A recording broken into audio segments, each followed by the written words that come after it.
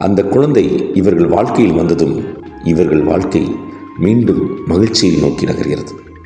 ஆனால் அதற்கு ஒரு தடையாக வருகிறார் அலெக்ஸ். அலெக்ஸ் என்ற பாத்திரத்தில் நடிகர் ரகுவரன். நீங்கள் தத்தெடுத்த குழந்தை எங்களுடையது.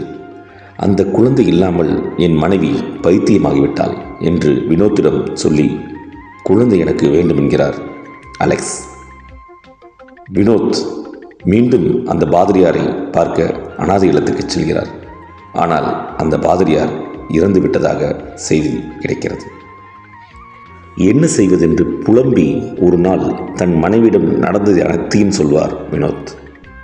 இப்போது என்ன செய்யலாம் என்று இருக்கிறீர்கள் என்று லட்சுமி வினோத்திடம் கேட்பார். நீ, நான், தீனு 3 பேரும் வேறு ஊருக்கு சென்று விடலாம். யாரும் பார்க்க முடியாத, கண்ணுக்கு தெரியாத ஒரு ஊருக்கு